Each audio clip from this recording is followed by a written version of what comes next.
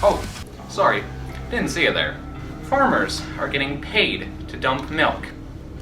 That's not Gouda. My name is Andrew, and I'm here to bring you the information that the government doesn't want you to know about cheese.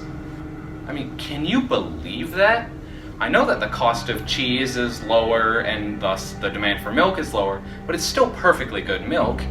If this ends up causing a cheese shortage, what are they going to do? They could use that milk to stop the cheese shortage, but more on that later. We'll figure out what caused that soon, but here's Andrew to give you guys the rundown on what's been happening in the cheese industry.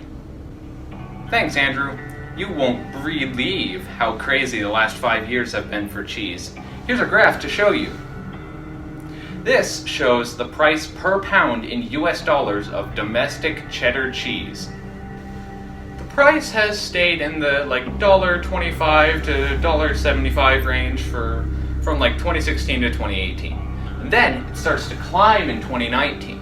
It hits a peak of almost $2.25 in December of 2019 and then declined very rapidly, hitting a low point of just under $1.25 in May of 2020.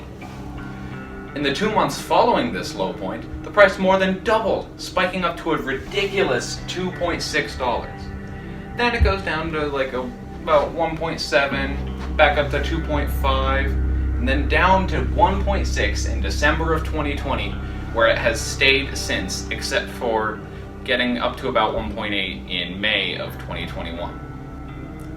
However, the price is starting to increase now, with it being at about 1.8 as of the beginning of October 2021.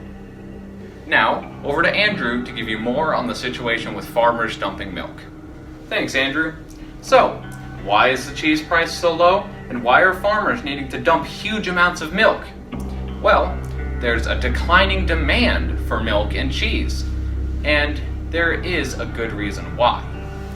You may have noticed from the graph that most of the crazy changes in the cheese price going up and down and up and down happened in, you'll never believe it, 2020.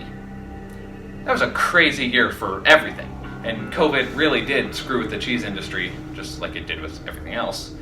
But farmers were being hit very hard by this because their milk, there's less demand for it, and what are they going to do with all that extra milk?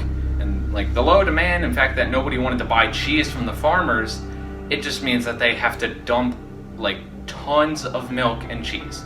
The government is paying these farmers to do so, meaning that they don't lose quite as much money, but this is still bad. If there's no cheese, what am I going to put on my hamburgers? What do I put on my spaghetti? You're telling me I can't just eat shredded cheese anymore? This is a problem, and we need to fix it. Cheese.